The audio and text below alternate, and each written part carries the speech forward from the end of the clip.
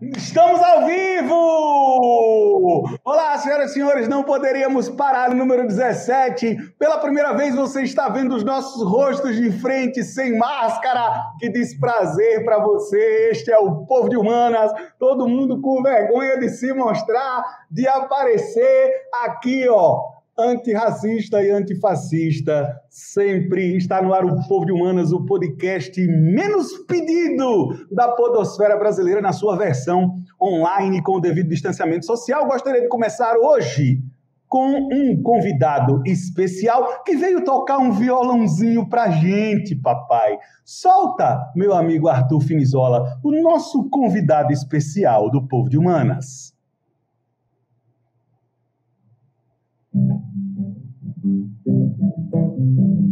Eu vou tomar vacina. Quem não quiser que tome cloroquina. Não vou passar vergonha. Quem não quiser que escute esse pamonha. Eu vou tomar vacina. Quem não quiser que tome cloroquina. Não vou passar vergonha. Quem não quiser que escute esse pamonha. Estou já de braço esticado, com o que amarrado pra tomar esse pico. Se o vírus me pega e me agarra, cadê minha marra? Como é que eu fico? Não brinco carnaval nem um tico. Eu vou tomar vacina. Quem não quiser que tome cloroquina. Canta com ele. Não vou passar vergonha. Quem não quiser que escute esse pamonha.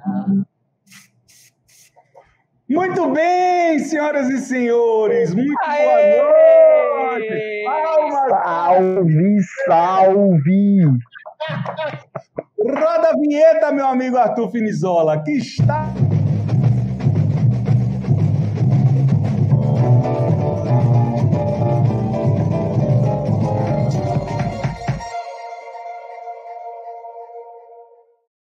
Olá, senhoras e senhores, muito boa noite. Aqui, Tainan Costa Canário, @Prof. Canário, comigo no Povo de Humanas, Ricardo Correia, Geografia. Muito boa noite, professor Ricardo. Muito boa noite, meus amigos de Copo de Cruz. Muito bom estar de volta, agora sem máscara, cada um na sua residência.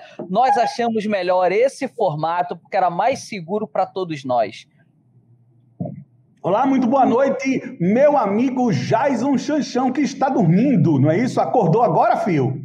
Aqui é aquela tática de professor que bota o óculos escuro na hora de aplicar a prova. Você não sabe se eu estou dormindo, se eu estou acordado, se eu estou olhando para um lado, se eu estou olhando para o outro. Mas estou aqui 100% atento, quase um mês e meio sem ver vocês, sem participar do programa. Aqui, ó, meu coração estava em frangalhos, mas agora estamos todo mundo junto, mesmo separado. Chega batendo. Eita, bati errado. Cadê aqui?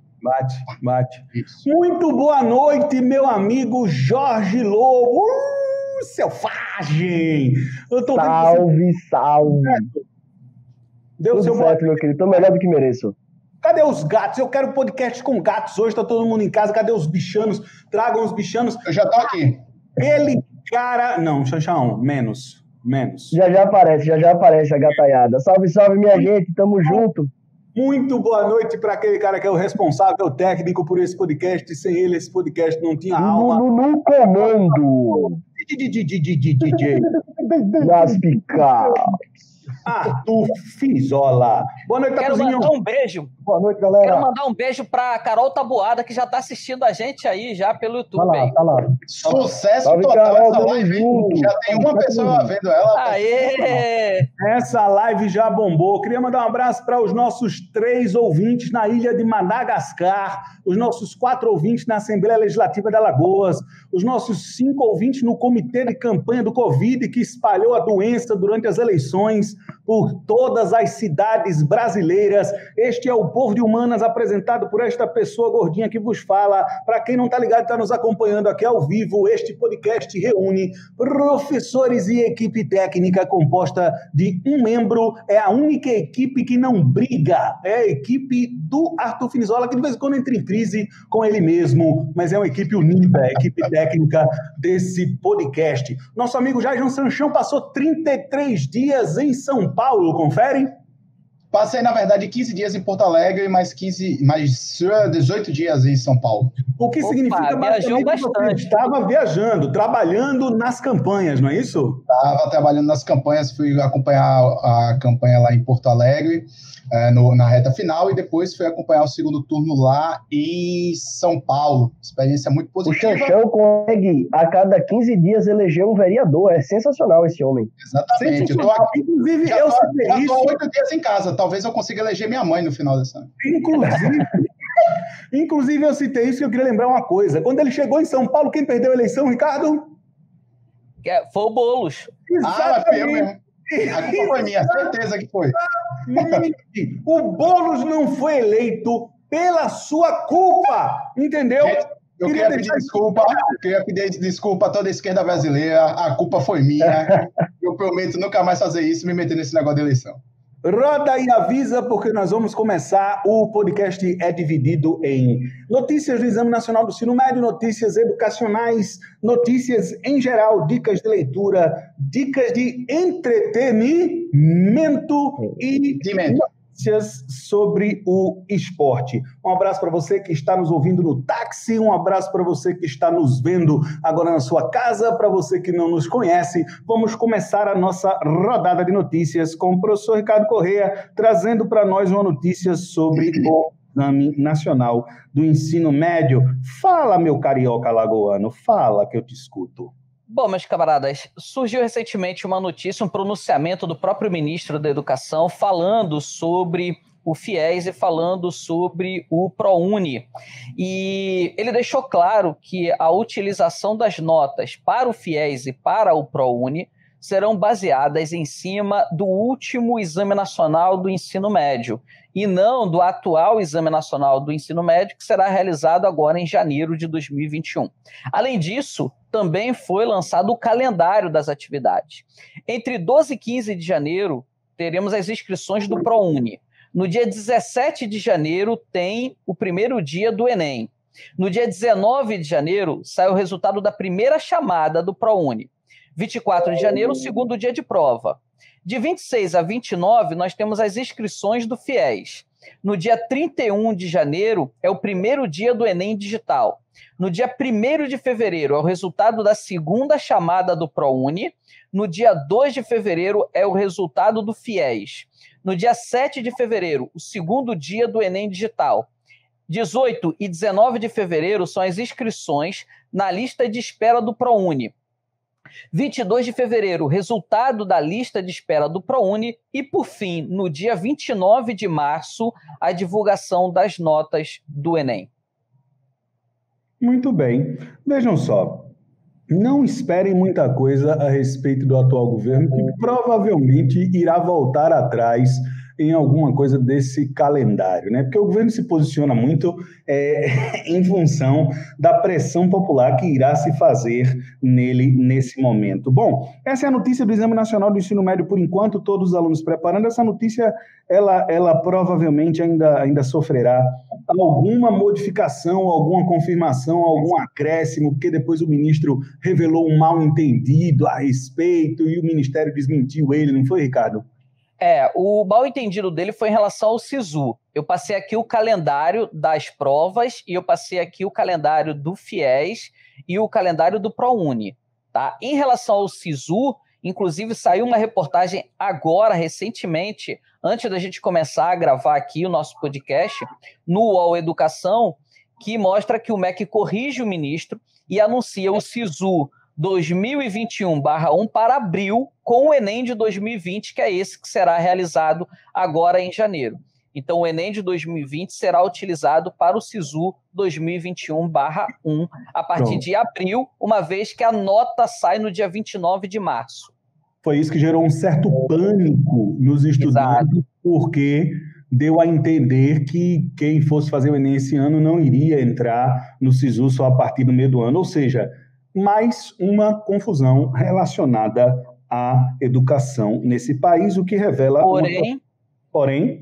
Porém, pode mudar ainda tudo amanhã, porque é um governo que não tem um planejamento, é um governo que não debate com os professores, não debate com a instituição que está fazendo a prova. Nós temos problemas agora de impressão das provas, então ainda pode sofrer uma série de alterações. Eu não quero criar aqui uma teoria catastrofista, um pânico para a galera, mas a verdade é que esse governo ele realmente não está preparado para esse Enem. Talvez seja até um planejamento dele de tentar atrapalhar cada vez mais o Enem, para o Enem perder força e ele conseguir destruir essa prova.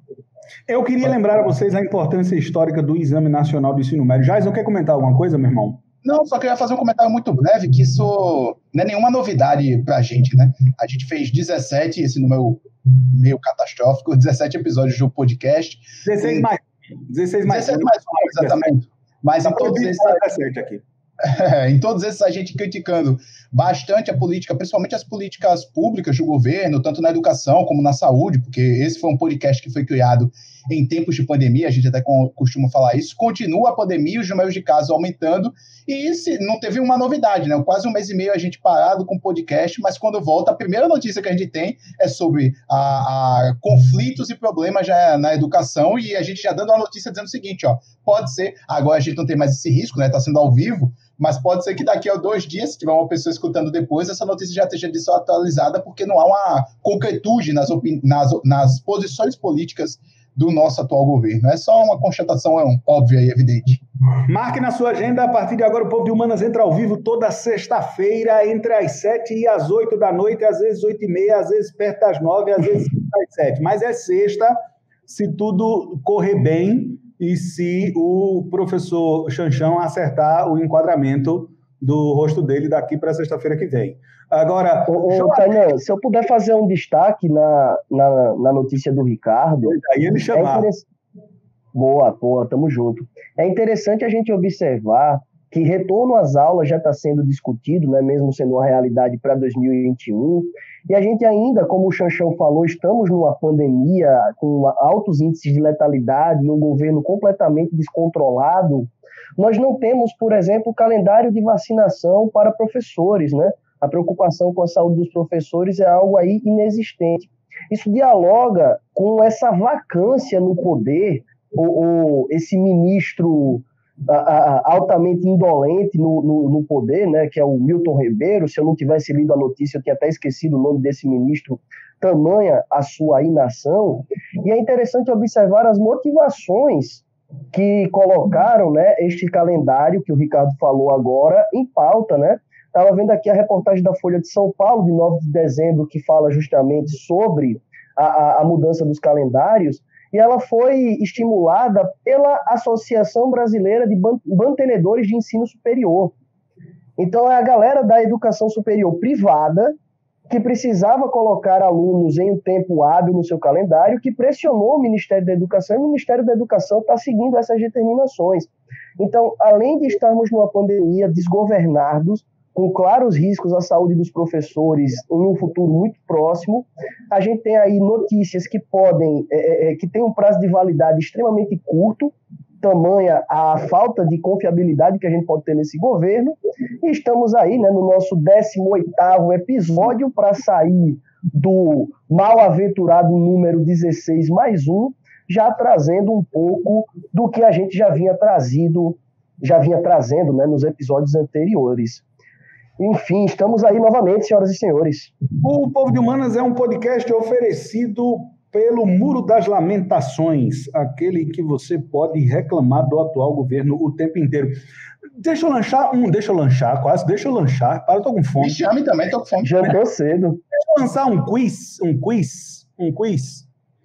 Em 1995, de 1995 para hoje, quanto valia R$1? Se você fizer a comparação. Uma moeda de R$1,95, quanto ela valeria, quanto ela perdeu de valor em relação a hoje? Eu sou de humanas. 370 gramas de sal. As duas a 80 quilômetros chegam juntas. Deixa eu lembrar a vocês o seguinte, com R$1 dos anos 90, você compraria R$6 hoje. Com R$1 dos anos 90, você compraria R$6 hoje. Mas esse índice não é um índice que eu uso para medir a economia brasileira. Eu uso o preço da gula, Xanxão, quanto era um pacote de gula há 5 anos? Você sabe? 50 centavos, eu acho. Exatamente. Quanto é um pacote de gula hoje? Você sabe? Não faço ideia, mas deve ser uns R$2. Estamos falando perto da casa dos R$3. Não acredito. E é engraçado que a esquerda brasileira não faz nada com relação a isso. Exatamente. Tá todo mundo em casa. Exatamente. Para quem não sabe, gula é um pacotinho de biscoito, tá? Gula é um pacotinho de biscoito para quem é de fora. Não, biscoito não, cara, é salgadinho aquilo, não. Biscoito é outra parada. Não é biscoito. Não, é biscoito. Biscoito é o que molha no café. Não é biscoito. Não, biscoito é teu biscoito Globo. É o que, então? Biscoito. É salgadinho. É um salgadinho. Ah, salgadinho agora não é mais biscoito. É tu que chama de biscoito, tem negócio de milho. Salgadinho nunca foi biscoito. Tá, eu não vou entrar nesse debate, não. Ok, eu vou passar para a educação, com meu amigo já melhor. Disse, porque o seu conhecimento a respeito de biscoito e bolacha, ele é mínimo, entendeu? Bolacha não existe. Bolacha existe. A não ser se eu for para perto de você. Aí você vai ver o que é uma bolacha. Aí você vai... Ameaça! Propaganda de graça. E se você me ameaçar, você se oriente, entendeu? Você está pensando o quê? Olha, eu mostrou para você o que é um pacote de gula, seu ignorante. Porque você é um biscoito. Você não entende nem de checho. Beleza, irmão, é biscoito.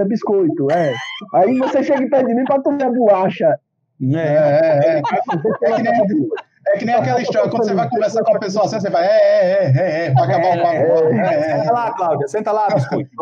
Na volta a gente pega teu biscoito. Xanxão, puxe o assunto educação, porque a gente não ouvir mais o Ricardo. Vou puxar. O MEC autoriza aulas não presenciais até dezembro de 2021. O ministro homologou o parecer que tinha sido feito pelo Conselho Nacional de Educação. O ministro da Educação, Milton Ribeiro, homologou o parecer número 19 do Conselho Nacional de Educação, CNE, que estende até 31 de dezembro de 2021 a permissão para atividades remotas no ensino básico e ensino superior em todo o país. De forma conflitante, vocês viram também, deve estar sabendo, e eu acho que vale a pena a gente debater, vale a pena colocar na roda aí para o debate, que o MEC mudou a portaria que tenha feito anteriormente para a volta às aulas nas universidades no dia 4 de janeiro, agora para 1º de março. E isso no meio de uma discussão e de uma disputa política, que mais à frente a gente vai falar um pouco sobre a vacina no Brasil, como vai ser... Vacina. Daqui a pouco a gente vai falar um pouco sobre isso, mas a matéria interessante aqui da Agência Brasil, que eu estava lendo antes do podcast para trazer, depois o link vai estar lá no nosso Telegram. Uma das coisas que eu achei muito interessante que vem me rebatendo muito, eu venho pensando muito sobre isso, é que ainda que as aulas elas sejam estendidas, a possibilidade das aulas remotas até 31 de dezembro do próximo ano, de 2021, o parecer ele dá a possibilidade de alguns estados e municípios, a depender da quantidade de casos, voltar a algumas atividades presenciais de forma, pelo menos no parecer, de forma segura, de forma gradual, respeitando as etapas, tudo direitinho. Mas uma coisa que é interessante aqui é a preocupação que se levantou o debate de uma preocupação de como se fazer avaliações da forma como a gente está hoje, tendo aulas à distância. Se flexibilizar a forma avaliativa, se criar outras formas de avaliação, porque uma coisa, eu não sei se os meus companheiros aí de Copo de Cruz e de sala de aula concordam comigo, as nossas avaliações aí, as aulas, elas até modificaram, alguns professores conseguiram atingir um método diferente de aula, menos com todas as debilidades, mas as avaliações, pelo menos nos cantos onde eu dou aula, elas continuam num formato muito tradicional, que não acompanhou essa mudança. Inclusive, o que a gente vai discutir agora no final do ano, vai ter reprovação de aluno ou não? Eu tenho uma opinião sobre, daqui a pouco eu coloco, mas esses métodos avaliativos, na minha opinião, deixaram um pouco a desejar, e essa é uma das preocupações aí do MEC com relação a essa volta às aulas e essa possibilidade de estender as aulas remotas até o dia 31 de dezembro do próximo ano. Comentário sobre educação repercutindo o Xanxão com o Ricardo Corrêa. Bom, o MEC, o ministro, ele lançou agora essa nova divulgação a partir do momento em que vários reitores disseram que não voltariam às aulas. que não iria adiantar ministro algum fazer qualquer coisa, que eles não iriam retornar às salas de aula enquanto não tivesse uma segurança para os seus alunos. Isso, então, iria gerar ele iria ficar completamente isolado e sendo desrespeitado como ministro da Educação, né? Como autoridade maior da gestão educacional do país. Então, por isso mesmo que ele teve que reverter o quadro. Então, o quadro determina o seguinte, o que a portaria que o Xanxó acabou de falar determina? Que as aulas elas podem ser remotas até 31 de dezembro de 2021. Mas, se até lá você tiver uma vacina, se até lá você tiver um planejamento, quem vai tomar essa vacina, qual é a ordem para tomar a vacina, primeiro os alunos do ensino fundamental, primeiro os professores, primeiro os alunos das universidades, enfim, ainda será apresentado isso. O Jorge já está até se antecipando e tal, dizendo que não tem um protocolo ainda. É porque a gente ainda não sabe nem se tem vacina, Jorge. Então, por isso que, de fato, não tem ainda um protocolo. Nós iremos avaliar os protocolos que foram feitos em outros locais para poder apresentar aqui para o Brasil, para cada estado da federação que passa a ter uma necessidade específica. Então, por isso é que saiu essa portaria, para o ministro não ficar isolado e não ficar desmoralizado por conta dos reitores das universidades que já disseram que isso não irá acontecer. Inclusive, saiu uma outra reportagem, apesar de não ser essa, eu gostaria realmente de falar sobre o que o Xanxó apresentou, mostrando que, a partir de agora, o ministro vai ser obrigado a obedecer à lista tríplice que existe dentro das universidades. Então, ele vai ser obrigado a obedecer em função da intervenção que, porventura, poderia acontecer dentro das universidades para tentar ter um apoio maior. Então, nitidamente, é um governo antidemocrático e ele tenta fazer isso na Anvisa, ele está tentando fazer isso dentro das instituições, dentro das universidades, e por isso mesmo precisa ser combatido. Muito bem.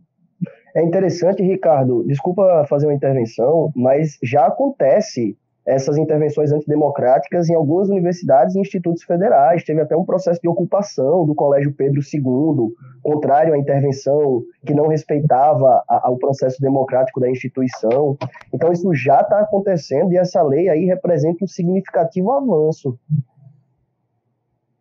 Muito bem. Vejamos, senhoras e senhores, vamos refletir algumas coisas aqui importantes a respeito desse momento educacional pelo qual passa a sociedade brasileira. Nada do que acontece nesse governo, só um breve comentário para que a gente possa passar para o próximo tópico com o Jorjão puxando a notícia dele. Nada do que possa vir desse governo em todos os seus setores reflete nenhum plano, ou seja, você não vê nada que possa ser chamado de plano. Essa é uma questão interessante. Em um governo que se movimenta a partir de rixas e de, digamos assim, pressões populares. Por exemplo, a situação da vacina. Quando a Inglaterra começou a vacinar as pessoas, salvo engano, na última terça-feira, eu imaginei o seguinte, eu digo, isso vai repercutir, porque, vejam se vocês concordam comigo, a classe média brasileira tem muita gente que mora fora. Então, as pessoas vão começar a ver seus parentes circulando livremente, felizes, porque estão vacinados. E isso vai gerar uma certa pressão dentro da sociedade brasileira. Dito e feito. Porque 2 dias depois, divulgou-se que o governo brasileiro iria comprar vacina, estava em planejamento, está se politizando vacinação nesse país, está se jogando com a educação nesse país. E isso é uma coisa muito perigosa. Essa coisa de se sentir à deriva, isso faz mal mentalmente para todos os brasileiros. Você não enxerga um caminho. Essa ausência de caminho, ela só revela uma incompetência constante. Eu vou girar e vou chamar o Jorjão. Se Ricardo quiser me interromper, fique à vontade. Mas eu quero. Por favor. Eu quero que você falou coisas aí extremamente importantes. Primeiro, um governo à deriva. Realmente, a gente não tem nem o que criticar direito o governo, porque ele não tem um plano. Quando se apresentam... Só um ponto. Diga o nome de 3 ministros desse governo. Não sei. Os caras são tão marionetes e tão insignificantes do ponto de vista da atuação que a gente só sabe o Paulo Guedes. E nem o do Paulo Guedes a gente tem visto nenhuma atuação. A gente Exato. sabe mais vacilar quem se comporta mais, quem tem alguma postura de que ocupa cargo público mínima que seja, da entrevista que se relaciona com a imprensa, que gosta de passar uma imagem, é o vice-presidente. E a gente sabe que o vice-presidente, ele vive uma disputa política interna com o atual presidente. Então, a sensação é de que nós estamos mesmo à deriva. Confere? Isso, perfeito. Perfeito, é isso, exatamente. Então, assim, a gente não tem nem o que criticar dentro de uma política governamental, porque não existe uma política governamental. É meio que, o que está acontecendo? Então, se está acontecendo isso, vamos ser contrário ou vamos ser favorável de acordo com os interesses de determinados setores de fake news, de determinados setores conservadores. Então, é isso basicamente, porque nem dá para apontar que é um governo conservador ou é um governo liberal. Eu estava conversando com o Xanxão outro dia e eu falei para ele que o bolsonarismo não existe. Não existe a representatividade bolsonarista enquanto uma corrente política. Por quê? Porque essa eleição mostrou a derrota dele em praticamente todas as prefeituras. Então, quem apoiava o Bolsonaro não necessariamente vai ter os votos do Bolsonaro. O Bolsonaro é uma figura única. Ele leva muito voto. E Bolsonaro, sim, consegue carregar voto. No Rio de Janeiro, o filho dele perdeu. Perdeu, o que eu falo, não ficou na primeira colocação para ser vereador da cidade do Rio de Janeiro, que é onde está o clã, é onde está realmente o ninho deles está lá na Barra da Tijuca, e ele não conseguiu ser o primeiro colocado na eleição para vereador. Teve um mapa muito interessante do estado de São Paulo que mostrava os eleitores do PSDB na eleição de 2018 com o Haddad, e agora a eleição que aconteceu com o Boulos. Do Boulos e do Covas. E do Covas, perfeito. E aí mostrou que o mapa, exatamente, então mostra que ele não tem capilaridade política. É, na verdade, uma galera que é do PSDB, é uma galera liberal, uma galera conservadora, é uma galera ultraconservadora, é uma galera fundamentalista cristã, que vai chegar em determinado momento e, por seu interesse pessoal, vai apoiar o Bolsonaro. Mas, na verdade, não é apoiar o Bolsonaro, é apoiar algo que é contra uma determinada visão que eles tenham. Então, qualquer coisa hoje que se faça em relação à seguridade do Estado, à seguridade da saúde, da educação, do povo de uma maneira em geral, qualquer tipo de proteção ao povo de uma maneira em geral, passa a ser rechaçado. Então você não tem um princípio bolsonarista porque ele não existe, ele não sabe se ele é de direita, ele não sabe se ele é de centro, ele não sabe se ele é conservador, ele não sabe se é liberal, ele não tem nenhum viés. Então a tendência é isso ser dizimado. Na próxima eleição você vai ver uma derrota ainda maior de governadores, de deputados, de senadores bolsominions, que muitos já não são mais, muitos já se desprenderam porque eles não sabem o que é ser bolsonarista. Então, por isso, muitos já se desgarraram do presidente. Então, eles hoje estão à deriva, porque eles não sabem o que eles são. E isso reflete a gestão do atual presidente. É isso que vai refletir uma ausência de um planejamento. A gente não tem planejamento porque a gente não tem uma estrutura política montada. Ele não tem uma base política montada. É meio que no leve e trás, é meio do que vamos negociar ali, vamos ver. Deixa eu chegar aqui no cercadinho, começar a rir com a galera. Oi, do Covid, eu tô com Covid. Porra, é isso a gestão do cara. Então isso vai acabar, essa gestão vai acabar. Bom, tem que acabar isso aí, tá ok? A quinta série está no poder, então tá complicado, né? O motorista pode correr, a quinta série não tem medo de morrer, enfim. A coisa está muito louca, Jorjão, puxa uma notícia aí. Na hora, meu querido, na hora. Vocês devem ter observado que esse país está uma verdadeira loucura, e com o perdão do termo, e um dos propósitos do atual governo, né, como o Ricardo bem falou, é não ter propósito algum. Parece que ele se alimenta do total e do completo caos. E isso se arrasta em diversas esferas, do meio ambiente à educação, passando por essa completa ingerência sanitária, né, na crise do coronavírus. E o que aconteceu na esfera da saúde, alguns dias atrás, ficou conhecido como revogaço, né? A proposta de revogação de portarias do Ministério da Saúde do ano de 1991 ao ano de 2014, que dispõe sobre saúde mental. Então, qual é o lance?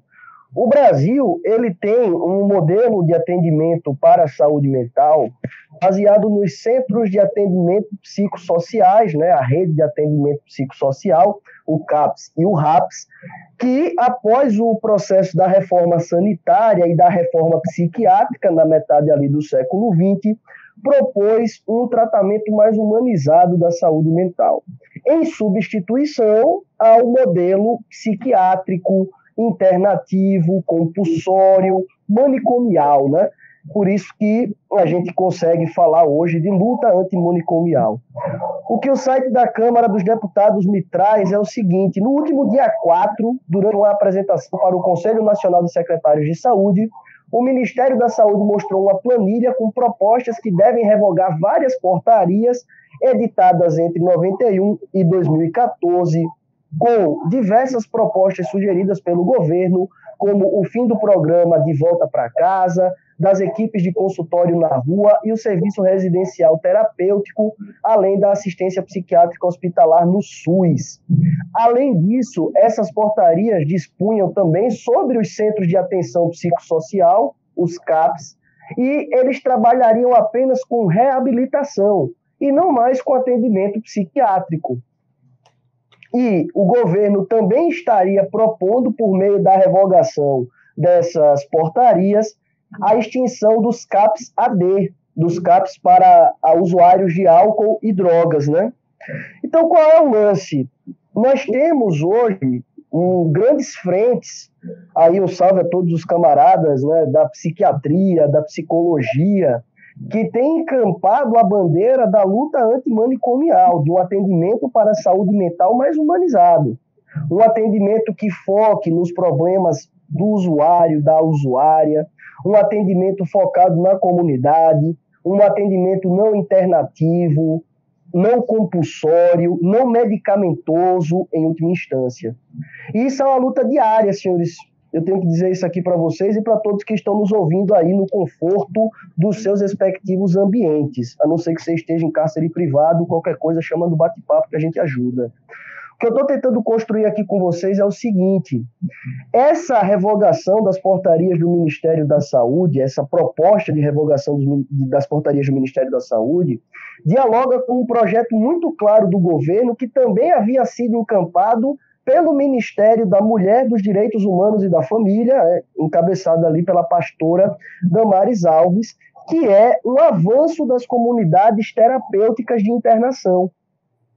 Você mina o serviço de saúde público, você acaba com os centros de atendimento psicossocial, que tem essa referência de um tratamento mais humanizado, e você investe, por meio da iniciativa privada, em comunidades terapêuticas de internação. Comunidades essas majoritariamente correlacionadas a igrejas evangélicas, a fundamentalismo cristão. E o que você está vendo avançar no Brasil, e isso precisa ser discutido à luz, é um avanço desses manicômios. Todos os hospitais psiquiátricos visitados por uma comissão da Câmara dos Deputados tiveram a indicação de serem fechados. Lúcio Costa, do Mecanismo Nacional de Combate à Tortura, pede que a temática da saúde mental seja prioridade no Alto Comissariado, porque hoje estamos falando de instituições que violam direitos humanos. Inspecionamos 40 hospitais psiquiátricos e nosso parecer foi pelo fechamento de todos. Cárcere privado, estupro, tratamento cruel e degradante mantidos pelo dinheiro público. Em que sentido? Essas instituições, muitas vezes público-privadas, recebem entre R$1.000 e R$3.000 do governo federal para manter pessoas internadas por vício em álcool, drogas ou por problemas de saúde mental. O desmonte da rede de atendimento psicossocial pelo Sistema Único de Saúde tem claros objetivos econômicos, no sentido da privatização e do avanço do neoliberalismo, e tem claros sentidos que nós poderíamos encaixar na égide da bandeira moralista do governo, que é a perseguição ao usuário, que é a perseguição à população mais pobre, que é uma outra vertente, uma outra face da guerra às drogas. Restando ao brasileiro pobre poucas alternativas a não ser a prisão e agora o manicômio. Então, a sociedade civil se movimentou pesadamente, pressionou a Câmara dos Deputados e o Rodrigo Maia, né, esse personagem fascinante que brilhou após o golpe de 2016, já disse que a Câmara dos Deputados não ia deixar isso passar. Então a gente tem um governo, a gente podia voltar um tempo em alguns episódios e a gente veria o professor Ricardo Corrêa falando do ministro Ricardo Salles e daquele célebre dia da passada da boiada, né, de revogar as portarias, como ele falou na reunião ministerial de 22 de abril. E o que a gente está vendo, né, esse revogaço na saúde mental, é uma verdadeira boiada passando para internar todos os considerados desvairados pelo governo. E aqui eu sempre costumo reforçar que a cadela do fascismo está sempre no cio. Os opositores do governo, os detratores do governo, podem ser qualquer um. Então, essa portaria da saúde mental, esse revogaço, ele pode afetar, em maior ou menor escala, qualquer um que possa ser compreendido como opositor do governo ou desviado da norma. Muito bem. Vamos passar notícias, Ricardo, por favor. O Jorjão está falando uma coisa interessante, que é o retalhamento da saúde pública brasileira no que diz respeito às políticas relacionadas à psicologia e assistência médica para pessoas com algum problema relacionado à sua saúde mental. Isso é uma coisa muito perigosa. E eu queria lembrar também, só para já passar a palavra para o Ricardo, que o Fundeb também foi retalhado por um grave problema. O Fundeb mudou a distribuição do dinheiro do Fundo de Desenvolvimento da Educação Básica, o que significa o seguinte: foram incluídas agora, além do Fundeb atualmente, porque apenas instituições de ensino público recebem verba do Fundeb. Só que a Câmara dos Deputados acabou de votar para incluir também entidades comunitárias, filantrópicas e confessionais. Caso vocês não saibam, e isso pode ficar muito claro, as pequenas ONGs que têm uma escolinha ligadas a políticos agora vão poder receber dinheiro do Fundeb. E isso, para ser um ralo, e nós estamos falando aqui de Alagoas, principalmente, para ser um ralo de desvio de dinheiro público, é um passo. Então, eu queria deixar claro aqui também a notícia, está no G1, está em todos os portais, do desvio do Fundeb. É uma notícia que faz uma ponta da educação com as notícias normais. Olho no Deixe duplamente claro, Tainan, que quem fez o destaque na proposta do Fundeb foi o Partido Novo. O Partido Novo que fez essa abertura aí de parcerias inéditas na educação básica, né, no ensino médio fundamental, para você criar, né, já com a reforma trabalhista que a gente teve aprovada recentemente, a figura do professor terceirizado, precarizado, que é contratado pela iniciativa privada com dinheiro público, e agora os gestores municipais e estaduais não se veriam na obrigação de prestar concurso, fazendo com que o Ricardo já falou em episódios anteriores, aí endossado pelo Xanxão, o dinheiro do Fundeb seja uma verba, né, que, para além da compreensão do neoliberalismo do Paulo Guedes, vai ser utilizado no coronelismo tradicional do bom e velho Brasil profundo. Eu gostaria de lembrar a vocês que todo político de um certo destaque regional é ligado a alguma ONG ou alguma instituição filantrópica. Follow the money, siga o dinheiro. Essa é uma questão importante, beleza? Se liga nisso. Vamos em frente, senhoras e senhores. Professor Ricardo Corrêa. Eu só queria dar um pitacozinho no que o Jorge está dizendo, porque eu não tenho tanta certeza como o Jorge em relação a uma política neoliberal desse governo. O que eu sei, o que parece ser, é que esse governo ele quer gastar muito mais dinheiro público do que ele já gasta hoje, e de que ele quer fazer uma política realmente, que nem o Tainan estava observando agora, e você também noticiou, de ficar contratando professores, contratando pessoal temporário. Isso aumenta, incha ainda mais o Estado, o que vai acabar faltando recurso para o Estado. E a ideia desse governo clara não é um neoliberalismo. A ideia clara desse governo é: vamos gerar uma crise.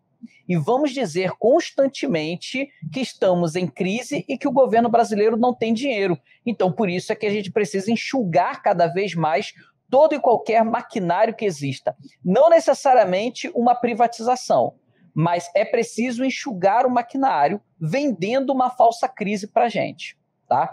Minha notícia, ela saiu na revista Exame Investimentos, que fala o seguinte: com previsões de escassez, água entra na mira do mercado financeiro.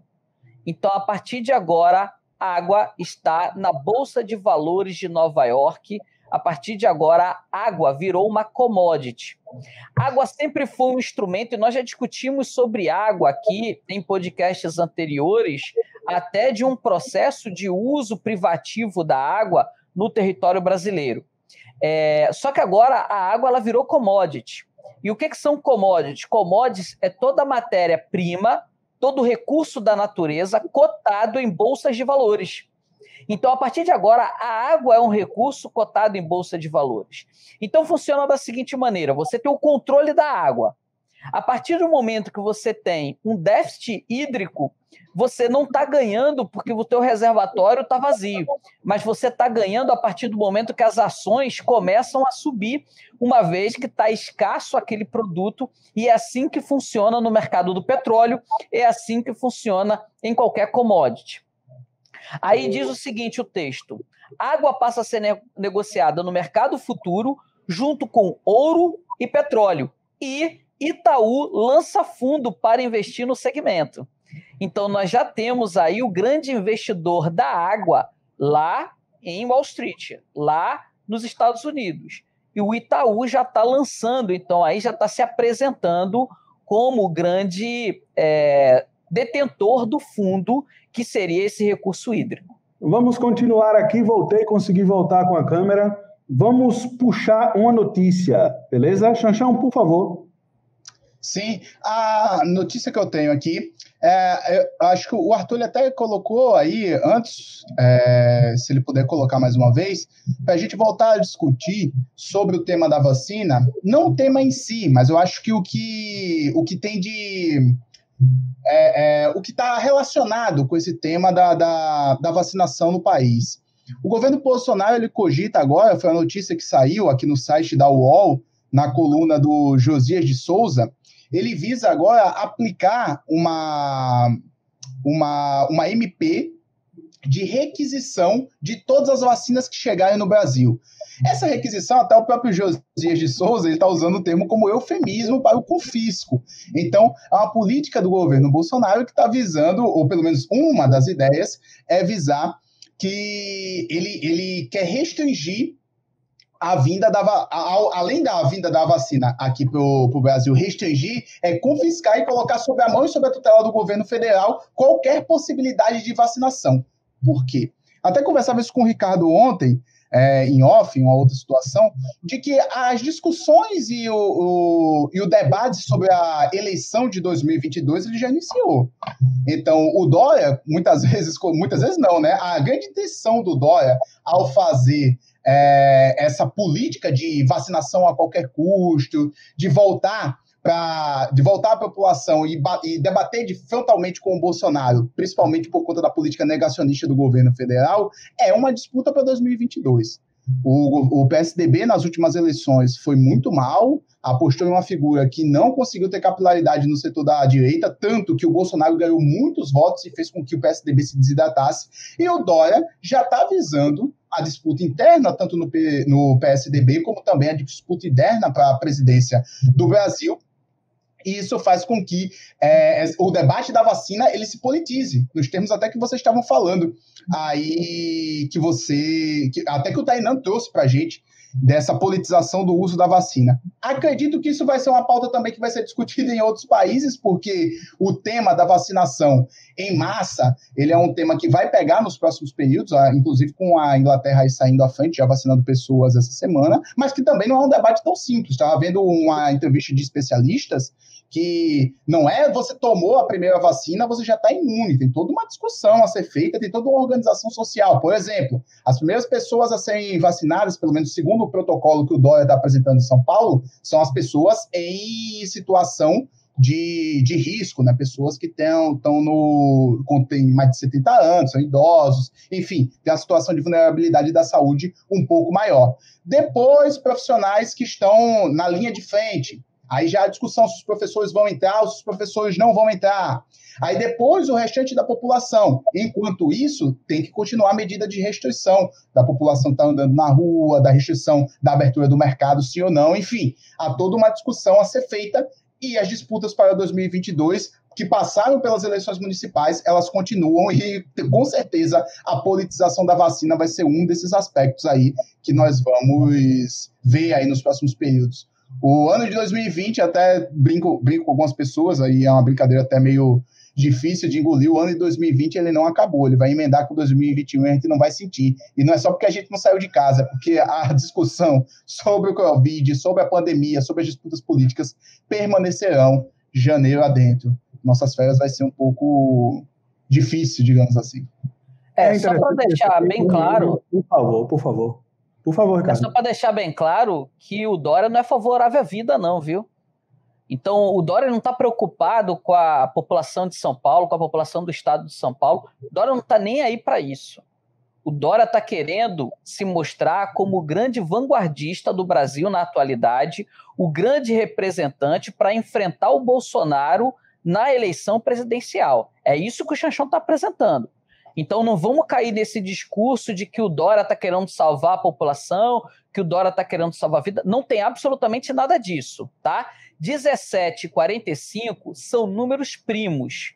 Eu sou de humanas, então procure entender essa minha frase. 17 e 45 são números primos. Realmente eu vou tentar entender, porque... Você, para mim, falou uma coisa assim que vai ficar incompreensível. Inclusive, eu acho que você estragou o restante da minha sexta-feira, que eu não vou conseguir nem dormir pensando por que 17h45 tem uma semelhança. Espero acordar 2h30 da manhã e dizer, era isso. Eu não entendi nada até agora, assim. Eu me perdi no podcast e se alguém quiser, porque 17... Eu me perdi nesse ano, Tainan. O ano começou janeiro, fevereiro, março, Covid e agora? Não, o ano começou janeiro, fevereiro, março, Covid e março de novo. Exato, exatamente. É isso que eu tô... Aliás, nós estamos em dezembro.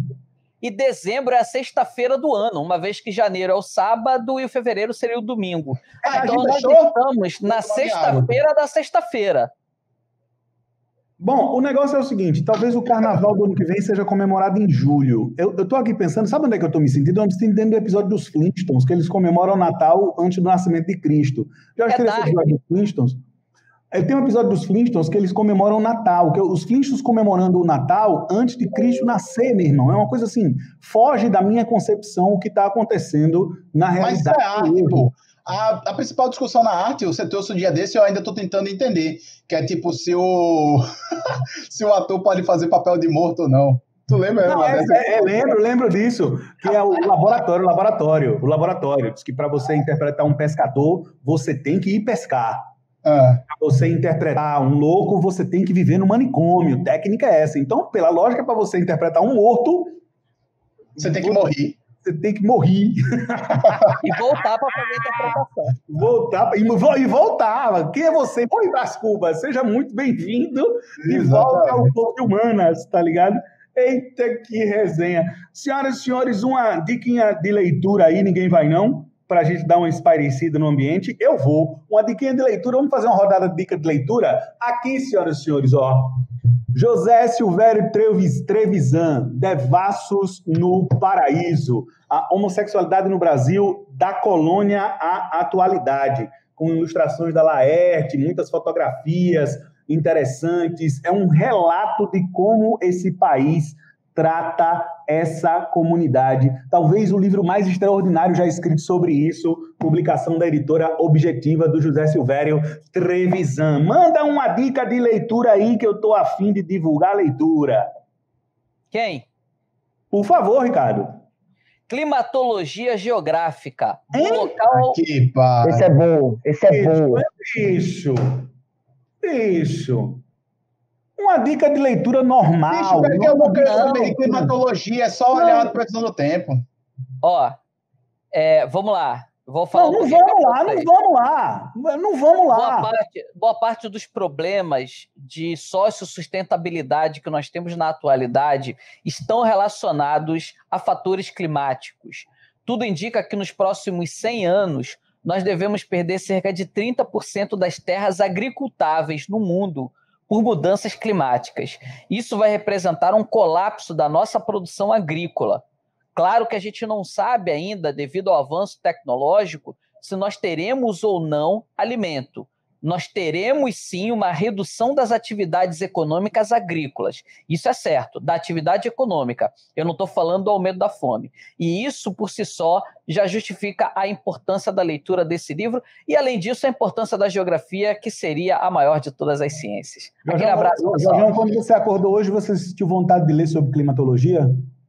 Na verdade, eu senti, velho. Eu tava aqui do nada batendo de cara com o livro do Aziz Ansari. Eu sentiu vontade de ler sobre climatologia quando acordou hoje. Isso é um clássico, gente. O que é isso? Isso é um clássico. Aziz Ansari. É o Aziz Ansari. Brasil, Você paisagem. Tá ligado, pô? Você não sabe, Então, mas o Ab sabe. Você não sabe, mas o Ab sabe. Beleza. E se chover chocolate, o que acontece com a gente? Não faz assim que eu choro. Olha que a gente está ao vivo. Se chover Vamos seguir o achocolatado, sabe o que podcast. acontece? Se chover achocolatado, a gente Não, vai se que- molhar. Isso é um programa antigo, gente. Isso é um programa antigo. A gente vai se molhar todinho. João, conta a cara do feijão pro Ricardo. Você sabe Vai, Jorge. qual é a comida mais triste? Qual é a comida mais triste que tem? É o feijão. Porque ele é cozinhado na panela depressão. Ai, gente. Ai. Muito bom, muito bom. Sabe Oh, qual é o muito cantor? Sabe qual é o cantor que sempre elogia os Essa jovens? foi tão boa que eu tô guardando aqui pra rir mais tarde, porque se eu rir tudo agora, pode ser que eu fique Meu triste. irmão, porque você não tem senso de humor, rapaz. O senso de humor Sou eu, pô. Eu sou o cantor que mais elogia o jovem. é mesmo? Não, o cantor É o Jorge bem jovem. Ai. Tá piorando. E o pior, tem sete pessoas assistindo isso. Coitado dessas pessoinhas tão fofinhas, perdendo seu Tá tempo bom, jovem. vendo esse tipo de piada infame. Vamos lá, gente. Dinâmica aí, dinâmica. Não, qual é a dinâmica? Atividade. Você quer apresentar o Atividade. podcast na sua? Você botou um cenário aí. Você botou um cenário aí para fazer de conta que você lê esses livros aí? Esse cenário aí é para você fazer de conta? É melhor ser humilde que nem um Xanxão que tá gravando sentado na cozinha agora, que eu tenho certeza. Tô na Isso cozinha, aqui- não, tô no quarto, Otário. E aí? Isso Tem daqui é um papel de tem parede, 10 não é livro de pessoas verdade, assistindo. não. Ó, Cozinha, viu? Enquanto cozinha, ele tá cozinhando, é que vocês não estão Exatamente. não, eu tô cozinhando. No porque eu- comando! DJ Fidizola. Bicho, tem 10 pessoas na nossa live, viu? Só pra avisar vocês. Deixa o Olha a like de habilidade. vocês aí embaixo, ó. Deixa o likezinho aí, Olha ó. a Malu, fale mesmo, escreva mais, Fortalece, Malu. fortalece. Boa, fortalece aí, Maluzinha, sabe muito. O negócio é o Segue seguinte, nós no Instagram, pô. Segue nós no Instagram aí, ó. Tirando desse- Jorge Lobo Prof. Tamo junto. fazendo propaganda no Instagram. Tá carente, é, cara? Tá carente você, que é biscoito? Parece um professor de geografia que eu conheço que fica postando foto na Pajussara como se fosse uma tartaruga verde, tá ligado? Então, você sabe qual é o nome da pessoa que se sente atraída pela noite? Não. É o Nick Tófilo. Você viu o Ricardo? O Ricardo É. que ele era uma pessoa que se sente atraída pela noite. E é morcega, é? Sai da AM, vai procurar a tua turma. Pelo amor Então, de se você Deus. quiser saber mais informações, é só seguir aqui, ó. Ricardo Geografia. Eu queria deixar claro que o Ricardo Corrêa é uma figura deprimente no Instagram. Agora eu entendi porque Guna pra ele é biscoito. Bem seguinte, não tem a menor noção. O Instagram do Ricardo é biscoitagem o tempo inteiro. Tem uma foto que ele parece o garoto do Fantástico nos anos 80, tá ligado? O Xanxão chega muito alto pra não ver essa desgraça com todas Eu vou as... dormir enquanto vocês estão aí. Não, Vamos lá, gente. Dinâmica aí, ó. Gira aí, ó. Que dinâmico o quê, meu irmão? Você tá trabalhando com horário, você tem compromisso? Só tô falando mal de mim aí, pô. Vamos lá, segue aí. A minha dica de leitura é Teoria Geral do Direito e do Marxismo, do Evgeny Pachucanes, o maior jurista da história da União Soviética. Morto em 1937, aí nos expurgos stalinistas, Pachucanes foi fundamental para a compreensão da forma mercadoria e da forma jurídica, falando aí que o direito é um instrumento de dominação da sociedade burguesa e que, por exemplo, estruturas como o fascismo não podem ser combatidos através do retorno à institucionalidade burguesa, né, o funcionamento da instituição e da lei, porque o próprio fascismo seria um desdobramento dessas instituições. Tem um episódio muito bacana de um outro podcast de divulgação científica, que é o Revolution, ali apresentado pelo João Carvalho, com convidadas aí a professora Daphne e a professora Jéssica. Tem um episódio sobre Pachucanes, que é muito bacana. Então, minha dica de leitura seria aí, ó, a edição da Boitempo, Teoria Geral do Direito e Marxismo, do Evgeny Pachucanes. Ele lançou agora um texto pela Boitempo também, né? Foi lançado pela Boitempo, um texto sobre fascismo, do Pachucanes. E a dica de entretenimento, junto com a de leitura, é conhecer o podcast do Revolution e ver o episódio que ele fala especificamente sobre o Pachucanes. Tamo junto.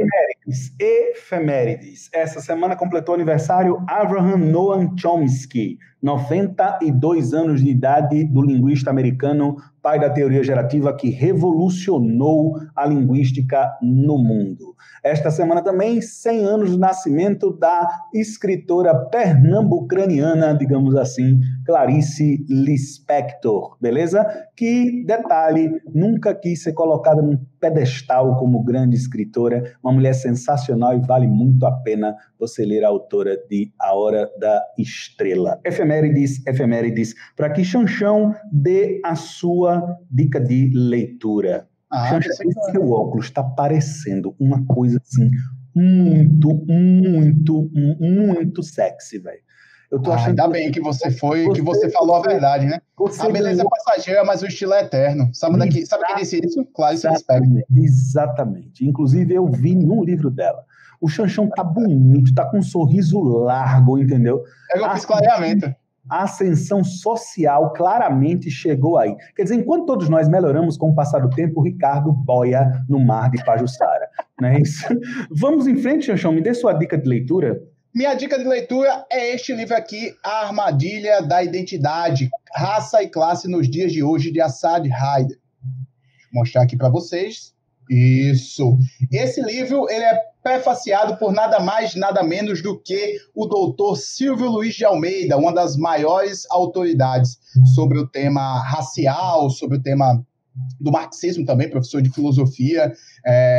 E aqui tem só queria ler um trecho rapidinho do Intercept, tem aqui na contracapa, um dos que assina, que fala sobre o livro, né, diz assim: ao mesmo tempo fascinante e provocativo, a armadilha da identidade se afasta das brigas do Twitter e dos artigos de opinião para contextualizar os debates sobre política identitária e reconfigurar como a ideia de raça conforma os movimentos de esquerda. Uma coisa bem rapidinho, o Assad Haider, ele é um historiador paquistanês, que ele viveu durante muito tempo nos Estados Unidos. Ele começa, o primeiro capítulo é bem interessante, falando sobre a questão da identidade e tal. Ele vai mostrar como se forma esse conceito. Ele vai dizer que se sentia um indivíduo meio sem identidade, porque ao mesmo tempo em que os americanos, eles olhavam ele estranho, com preconceito racial, preconceito étnico, ao mesmo tempo, quando aconteceu o 11 de setembro de 2001, ele não conseguia nem ter um sentimento muito de empatia com o que estava acontecendo, nem um sentimento de vingança com o que aconteceu. Então foi a partir daí que abriu a mente dele para o estudo identitário. Ele faz uma defesa de que a relação entre a raça e a classe, elas estão intrinsecamente ligadas. E ele combate a ideia do identitarismo sem ser um combate reacionário, digamos assim. É um combate de que a defesa de uma identidade, a defesa de uma raça está ligada também com a posição social e com a classe social que você faz parte. Muito bom esse livro. Esse livro eu li praticamente de uma sentada só. Uma vez que eu sentei, eu li quase 100 páginas dele. É uma leitura rápida, dinâmica, mas com muito conteúdo e muito contexto histórico da luta do movimento antirracista nos Estados Unidos. Posso falar uma curiosidade sobre essa coleção, Xanxão, que você indicou aí? Essa coleção é a coleção Baderna, que era publicada no Brasil no início dos anos 2000 pela editora Conrad, que foi também a editora que trouxe uma série de mangás e que iniciou o processo de publicação de várias coisas importantes dentro do mercado editorial brasileiro. Hoje ela é publicada, se não me engano, pela editora Veneta, né? Isso. Aí no livro, editora Veneta. A coleção Baderna sempre foi uma coleção ligada ao anarquismo, anarcossindicalismo, a pensamento da luta de classes em sociedade, e é uma ótima coleção. Dessa mesma coleção, eu acho que eu já indiquei aqui, num dos nossos episódios, Apocalipse Motorizado. Todas as dicas de leitura dadas, professor Ricardo deu sua dica de leitura, Jorjão citou Pachucanes, eu vou para a dica de entretenimento chamar meu parceiro Arthur Finizola, para ele dar uma dica de entretenimento para nós, Tatuzinho, por favor. Fala, então, eu tô com uma dica de entretenimento aí, querendo dar desde o episódio derradeiro, né? E aí a gente não tinha retornado, e aí outras dicas foram surgindo, né? Então vai ser 2 dicas, né? A primeira é Gambito da Rainha, né? Uma série aí... Esse é top. Caramba, bicho, gostei, viu? Protagonismo feminino aí, bom, forte, né? E aí fala sobre machismo, fala sobre saúde mental, fala sobre drogas, alcoolismo, né? A genialidade da Beth Harmon, né? E é feita aí pela Anya Taylor-Joy, né? É o nome dela, né? E algumas pessoas aí podem conhecer do Fragmentado, né? Mas eu quero mesmo dar uma dica sobre o Emicida no Netflix, né? Emicida tá mais uma vez aí com o seu projeto Amarelo, né? Eu tinha falado dele no... Eu preparei 2 dicas de entretenimento porque eu sabia que tu ia citar essa. Pode ir, vai lá. Meu querido. Então, o Emicida, ele começou com a música Amarelo, né? E aí é uma música muito boa, muito forte, né? E depois da música ele veio com o disco, né? Na sequência, alguns meses, ele vem com o disco. E após o disco, ele tem aquele projeto que eu falei, um dos podcasts, que é o Amarelo Prisma, né? Onde o Prisma decompõe as cores, né? A ideia dele, no Amarelo Prisma, né? Que é um projeto audiovisual que ele lançou no YouTube, né? 4 episódios falando sobre saúde mental, uma linguagem aí bem para quebrada, né? E bem legal, bem legal. E agora ele chega no Netflix com mais uma parte aí desse projeto Amarelo, e eu tenho gostado de ver esse projeto inteiro aí, e eu indico aí para todos que nos assistem. Só pegando essa dica aí do Arthur, eu peguei aqui alguns dados, olha só. Foi no dia 23 de outubro que estreou o Gambito da Rainha, citado pelo Arthur. De 23 de outubro para cá, mais de 62 milhões de lares em todo o mundo assistiram a série. A procura por tabuleiro de xadrez aumentou 250%. A busca no Google por como jogar xadrez atingiu o pico da década. O livro que inspira a série virou best-seller em 37 países, 37 anos depois do lançamento. E o número de jogadores no site que existe na internet aumentou 500%. Sensacional, porque o xadrez é um jogo espetacular mesmo e merece tudo isso e deveria ser inserido nas escolas para todas as possibilidades.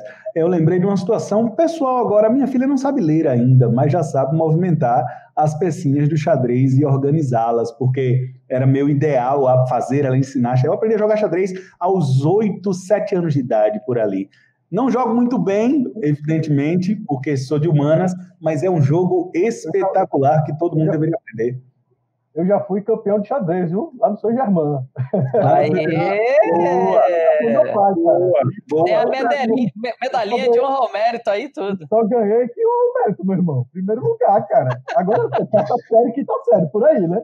Mas eu ganhei dos moleques aí da 7ª série, pô. Foi um feito, cara. Foi um feito extraordinário. Eu parei de jogar. Tu era da 5ª série que não tinha medo de morrer na época? Aí machucou o joelho e parou de jogar, né? Ele parou de jogar. Mas foi uma jogada difícil. Foi. O Jorjão, inclusive, Jorjão, como é a torcida do xadrez, Jorjão fala sobre isso. Diz que na torcida do xadrez você não pode. A torcida do xadrez é assim, parceiro. Quando tem um lance, ó. Muito bacana. Essa é a torcida do xadrez, a organizada. Extremamente comovido com a... Estou pensando em montar a primeira torcida organizada de xadrez para sair ver. Agora, sério, o xadrez é extremamente popular, sempre foi extremamente popular. E na internet, você tem uma coisa muito legal, que é a interação dos grandes mestres com jogadores comuns. No caso do Brasil, o grande mestre Rafael Tá rindo do que, Ricardo? O xadrez é extremamente popular. Na China ele é popular pra caralho. Cada frase polêmica que sai de podcast.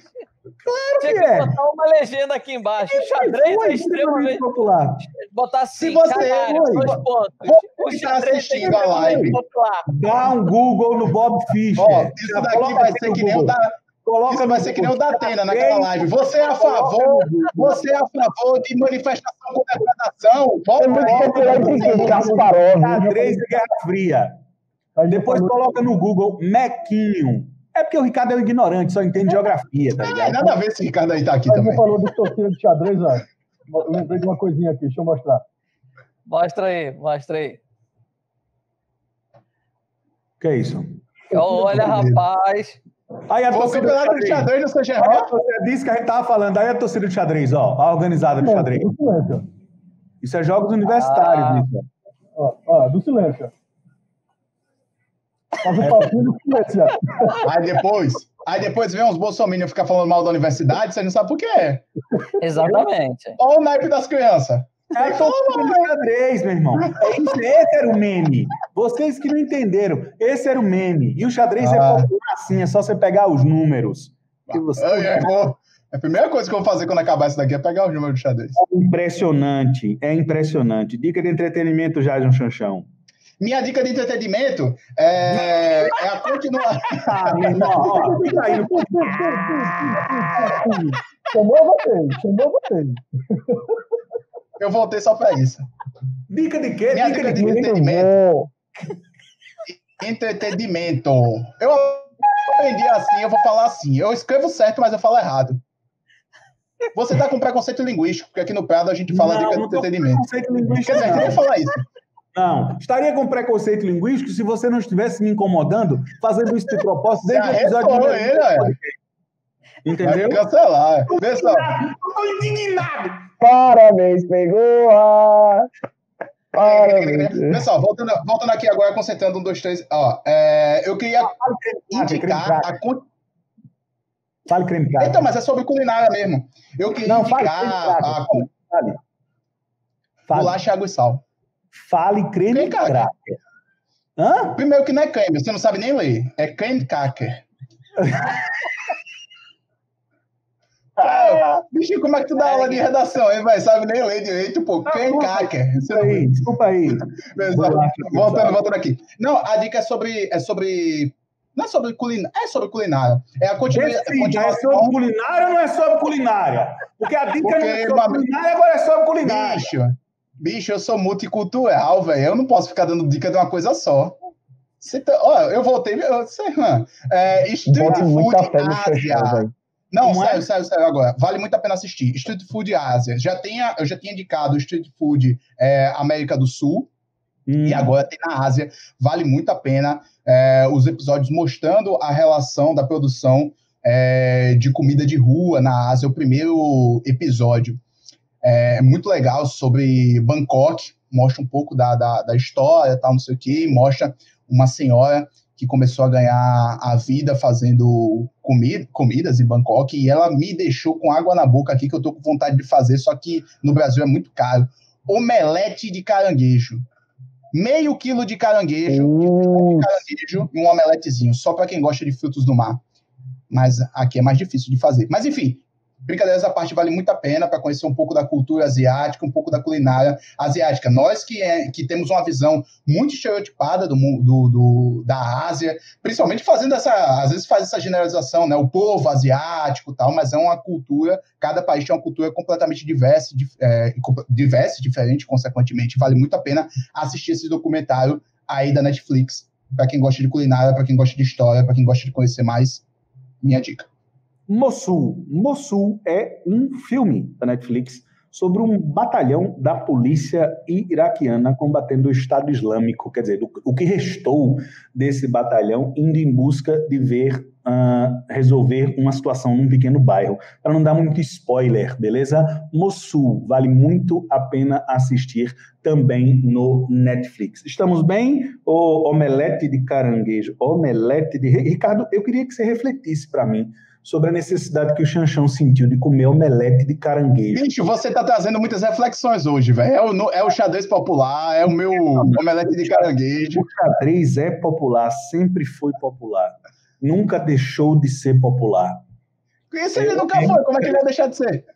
O Brasil já teve... Vocês são uns... É verdade, os últimos grandes campeões de xadrez, eles se formaram no xadrez de várzea. Vai, cara. Xadrez de quê, Jorge? O Ricardo... Xadrez de várzea. Ricardo, seu microfone tá mutado. Você tem que pagar de tiozão do microfone mutado, né? Não, você tem que pagar de tiozão do microfone mutado. Tem que ser você, não, tem que ser... Paga a multa aí. Alô, estão funcionando aí? Alô? Agora eu tô tendo o desprazer de ouvir só... Porque seu microfone está mutado, é a frase do ano. Em vez de ordem e progresso da bandeira do Brasil, devia ser seu microfone está mutado. Eu estou É que vocês são muito engraçados, eu fico rindo aqui. Essa turminha aqui é cômica. Ah, vocês são do balacobaco, viu? Minha dica de entretenimento. Sim, sua dica de entretenimento. É O Mandaloriano, da Disney Plus, Disney+, alguma coisa assim, que é uma série Star Wars, que ela se passa depois do episódio 6, entre o episódio 6 e o episódio 7, e aí você tem ali... 5 anos depois do episódio 6. 5 anos depois do episódio 7. Pronto, 5 anos depois do episódio 6. Isso, 5 anos depois do episódio 6. Então é uma série muito bacana, muito bem feita, tá? Muito redondinha assim. Traz uma série de personagens, planetas conhecidos. Então a ideia é que seja apresentado como é que foi, depois da derrota do Império e a ascensão da República, como é que foi o surgimento da Primeira Ordem, que quando você começa o filme 7, você já tem a Primeira Ordem. Então tudo indica que será explicado a partir de agora nessa pequena série. Já está na segunda temporada e já tem a terceira temporada sendo encaminhada. Então, ao que tudo indica aí, tem muita coisa para ser dito nessa série. Inclusive, os episódios saem dia de sexta, hein? Então vamos adiantar aqui que eu quero assistir. Pronto, não, eu já assisti o meu, sai ali à tardezinha, eu já... Eu vou contar então agora aqui como é que é esse último. O Ricardo é o primeiro professor a assinar o Disney Plus, correndo, urgente. Preciso ver Mulan. Ele mandou mensagem. Preciso ver Mulan. Eu não vou dizer o que é que tem no meu chat aqui do Instagram, viu? Quando eu falei do Disney Plus. Nossa. Você se empolgou. Eu não me empolguei, não. Deu provas. The Mandalorian é ótimo mesmo. Eu assisti numa tacada só. O Ricardo dá umas dicas muito boas, quer dizer, mentira. Ele só sempre dá dica de filme dos anos 80 que ele resolveu assistir. Ele é fã do Tom Cruise, está esperando a volta de Top Gun, As Indomáveis. Tom Cruise está esperando a volta de Top Gun, As Indomáveis. Com Maverick. Com Maverick. Enquanto isso, o professor Xanxão dorme no podcast ao vivo. Tô dormindo não, pai. Acordou, pai. Obrigado. Acordou. Eu vou partir. Atento e forte. Eu queria fazer uma declaração aqui, Xanxão. Eu queria que você compartilhasse. Pra mim? Não, nem fosse no aniversário. Eu queria fazer uma declaração para você, Jason. Faça. Vou até tirar o óculos para você olhar nos meus olhos. Frases polêmicas, vai. Frases polêmicas. Para que time nós torcemos, Xanxão? Para que time nós torcemos? A gente torce para algum time comum? Torce para algum. Para mim, futebol é alienação. Exatamente. Era isso que eu queria dizer. Eu queria deixar claro que eu não gosto mais de futebol, entendeu? Eu só torço para o meu PSG.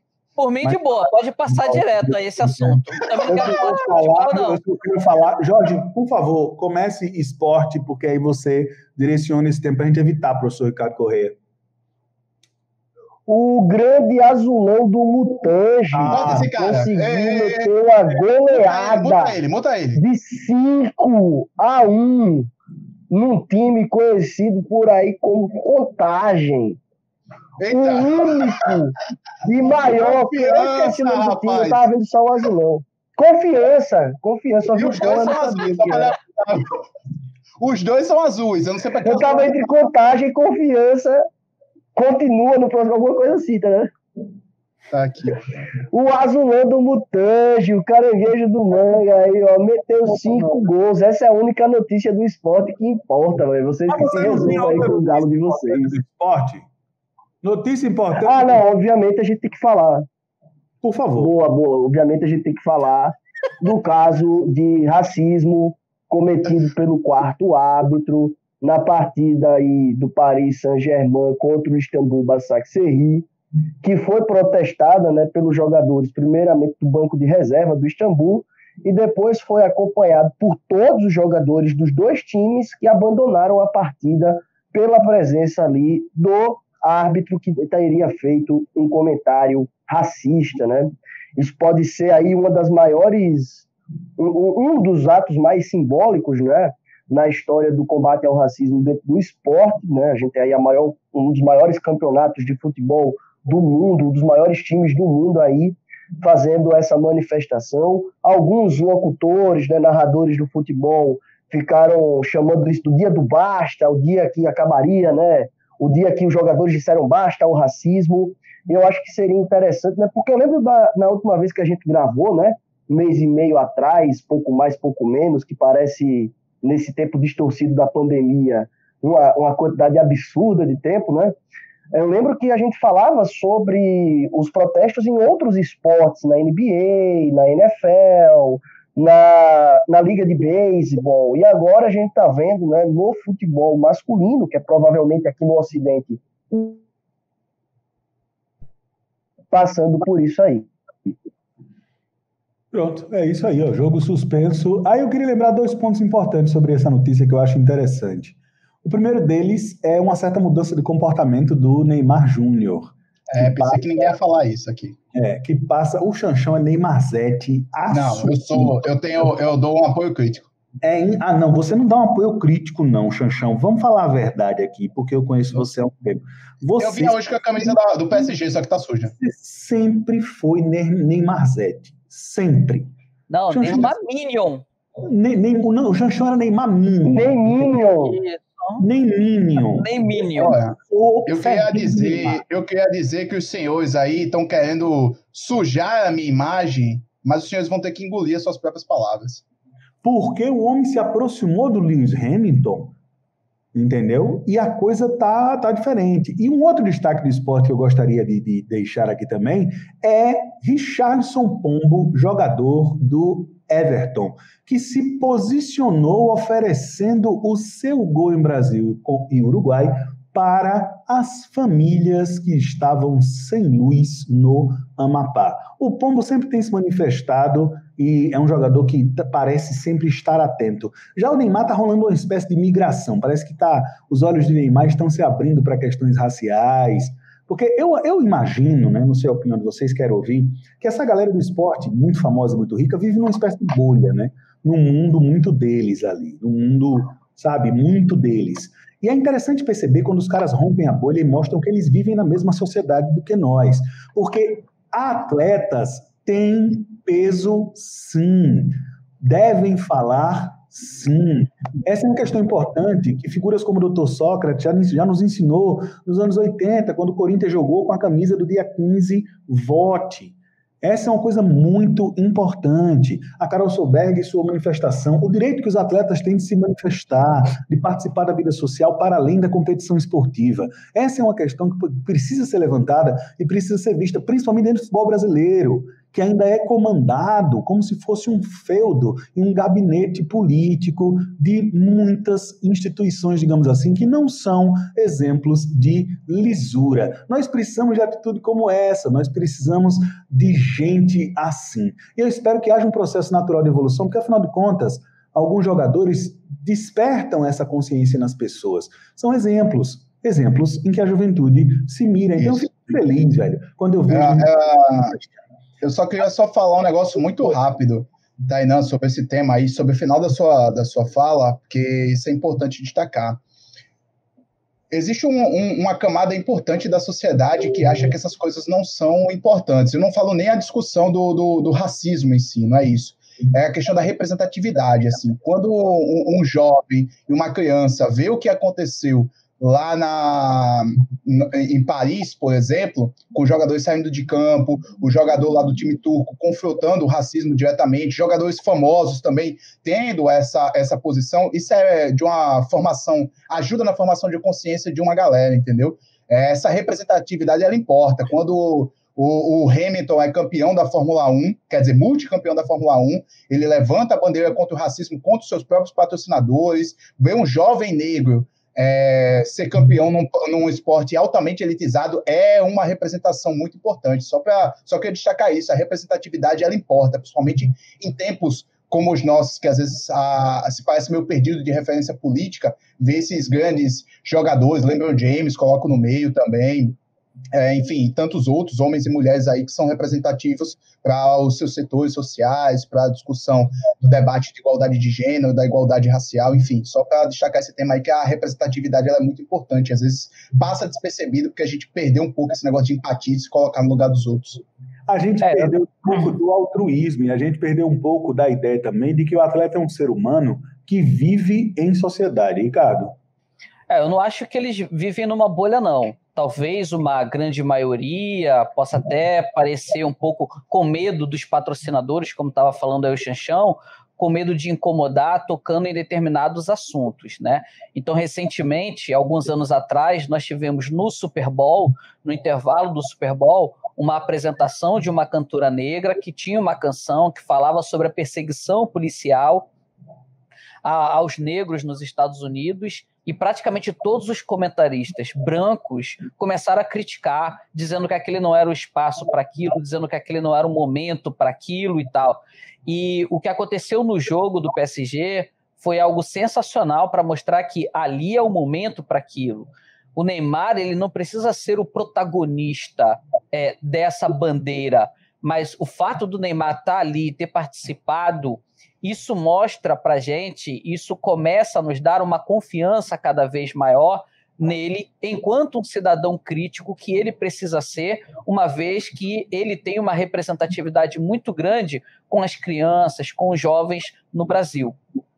Então ele estava do lado do Mbappé, o Mbappé foi que disse que não voltaria se aquele quarto árbitro não fosse embora, mas, no entanto, ele estava ali e ele participou. Se isso daí pode ser utilizado como um elemento... Ele chegou a falar, não tem jogo mais. Isso. Ele chegou a falar.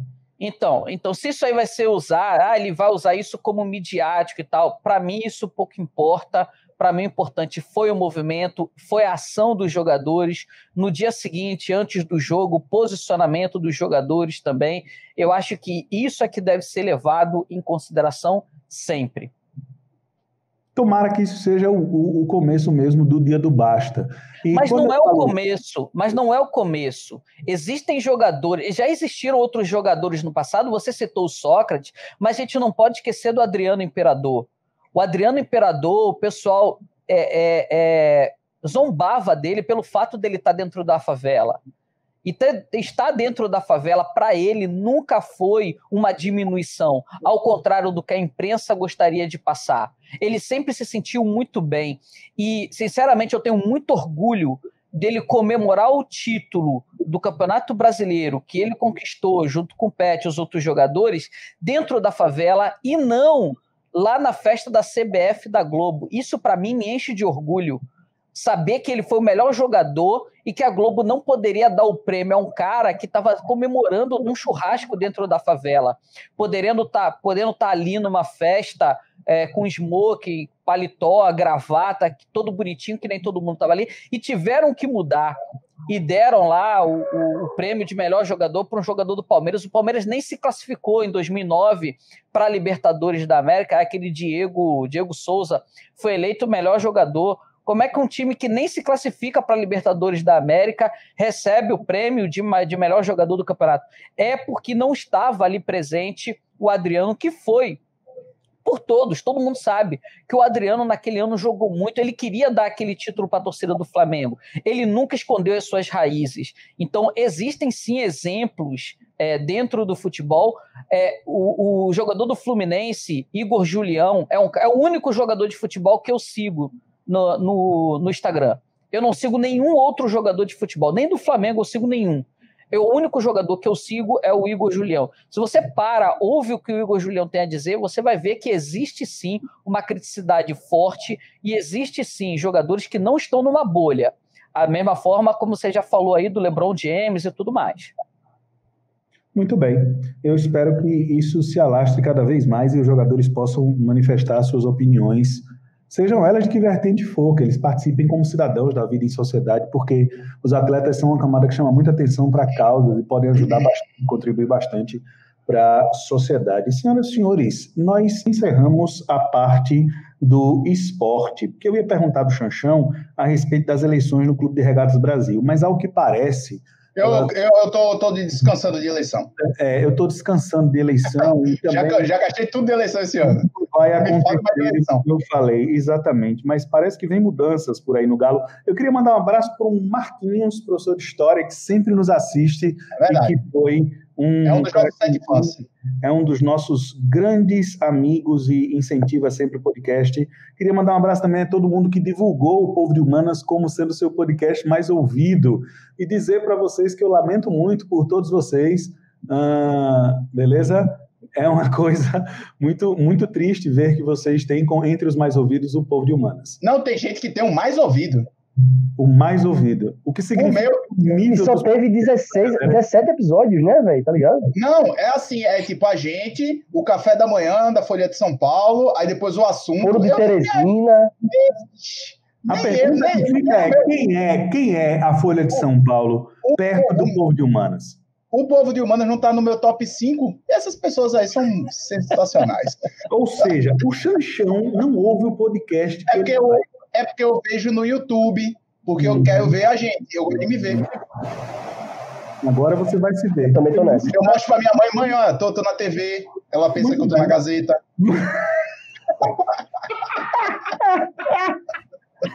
É assim que eu enrolo. Digo, mãe, como seu filho é importante, professor renomado, ó. Bota aquele jogo de câmera que a gente fica aparecendo o painel de comentaristas do G1. Agora ela vai achar que são as paralelas. Assim, um embaixo do outro. Não, as paralelas, as barras paralelas. Nota de repúdio. Nota de repúdio eu tenho. Nota de repúdio. Nota de repúdio.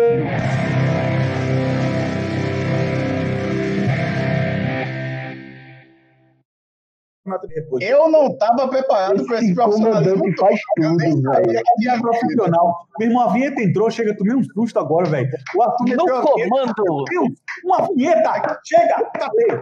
Ninguém sabia o que fazer. Se você tá aí nessa live, você tá vendo que tudo isso daqui não foi ensaiado e realmente não foi. Impressionante a incapacidade das pessoas. O Ricardo ficou... O que é uma vinheta? Vinheta?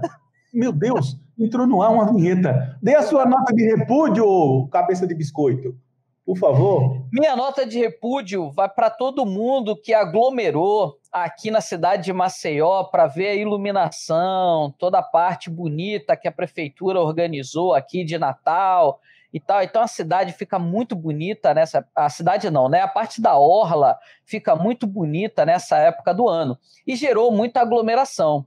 E então, minha nota de repúdio vai para essa galera que começou a chegar ali para tirar foto, via que tinha já um grande contingente e não ficou inibido, não. Continuou indo lá e tal, e gerando ainda mais aglomeração.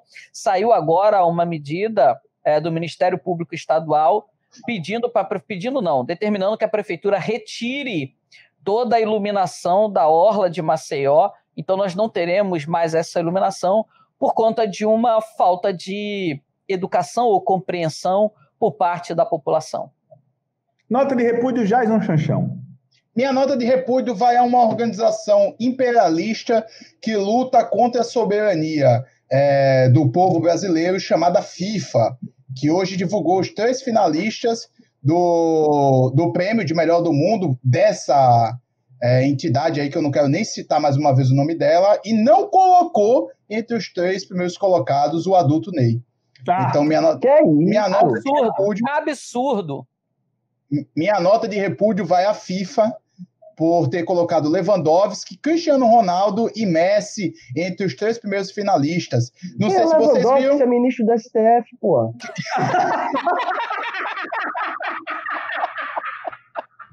É com o Supremo com tudo, meu amigo. FIFA com o Supremo com tudo, porra. Não, e o mais legal foi o Neymar. O Neymar colocou a foto no perfil dele, ele olhando assim com cara de deboche, e a legenda é: sério? É sério, o Neymar não tá entre os 3 melhores do mundo, mas enfim. O Neymar ainda mandou partiu basquete, né? Eu queria que todos os nossos 7 ouvintes aí chegassem lá e curtissem a foto do Neymar. Só se quiser Neymar também. Neymar debochou em linha reta. Minha nota de repúdio vai para quem acha que vacina tem marca. Da Nike, da Adidas. Tá ligado? Vacina tem marca. Eu só tomo se for a vacina americana. Eu só tomo se for a vacina holandesa. Eu não tomarei Eu só tomo se for a russa. Bicho, vacina não tem marca. Vem vacina. Pouco importa. O negócio é vacinar, meu irmão. E eu quero também que a vacina doa muito. Eu senti que eu tô voltando para a realidade. Eu quero que ela seja tipo Bezetacil, tá ligado? Eu quero tomar uma de cada para saber o sabor de cada uma. E exatamente. É de tutti-frutti essa vacina. Tô aí. Vem vacina. No tema da vacina, só fazer a pagodinha. Eu tô doido para segurar o algodão e dizer: eita, é 70 graus negativo mesmo, né? Não é? Eu quero isso. Que armazena. Vocês viram o vídeo do Zeca Pagodinho? Sputnik 5. A vacina do Instituto Butantan. Eu quero rodízio de vacina. Rodízio de vacina, porque vacina não tem marca, você tá louco. E depois que eu tomar essa vacina, você é mais louco que o Zé Gotinha. Eu sempre tive medo do Zé Gotinha. Eu não me responsabilizo pelo meu corpo na primeira festa depois da vacinação. Que é isso. Onde tá? Minha nota de repúdio vai a isso. Respeita a família brasileira, pô, a gente tá ao vivo aqui, pô. Se perdeu no personagem total agora. Você tem nota de repúdio, Jorge? Isso aqui é um programa de divulgação científica sério, pô. Só notícias apuradas aí. Pô, a minha nota de repúdio, infelizmente, vai ter que ir para determinadas lojas aqui da cidade de Maceió que não estão vendendo bala de hortelã garoto, tampouco chocolate Snickers. São os 2 doces que eu preciso para ter todas as quantidades de vitaminas e nutrientes do meu organismo em crescimento. Eu tô me perguntando até agora. É isso, pô. Eu tô aqui sofrendo sem minhas balinhas de hortelã e meu chocolate Snickers, tá ligado? Só faltava você reclamar no Twitter. Aí tava completo aí. Não, 280 caracteres é pouco. No Twitter dele que é fechado para 200 pessoas. Rapaz, essa classe média brasileira sofre, viu? Sofre demais. Impressionante. Não me deixe nem começar aqui. Arthur Finizola, nota de repúdio. Você tem nota de repúdio, você está em paz. Ele tá nervoso. Acontece, primo. Enquanto eu estava falando dessa aí, eu estava lembrando aqui que eu ando observando que no começo da pandemia, quando a gente entrava no supermercado, essas coisas, né, era uma preocupação, mede temperatura, toma álcool gel, passa álcool gel no carrinho, passa álcool no carrinho, passa tudo. Hoje em dia, meu irmão... É só álcool gel. Você que leva o seu, meu querido. Até aquele totemzinho que tu bota o pé assim pra sair álcool, não sai mais nada ali. Agora ele tosse, você pisa ali e fala... Ninguém tá preocupado mais não, você que se vire. Né? Mas aí, ó, o meu tá aqui também, ó.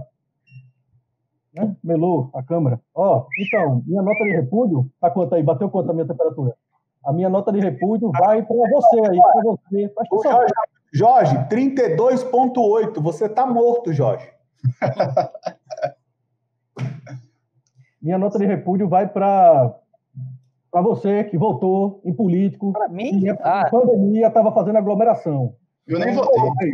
Tudo bem. Então aí, Xaxão, toma essa aí. Ó. Toma essa aí, Xaxão. Eu nem votei, nem justifiquei voto. Minha nota de repúdio vai para quem levou o coronavírus pro Boulos, meu irmão, em São Paulo. Eu nem acho. Tem uma piada sobre... Perdeu a eleição. Tem uma coisa... Não, vou contar não, deixa eu falar. O gráfico do Boulos estava assim. O gráfico do Boulos estava assim. Xanxão chegou em São Paulo. O gráfico do Boulos começou.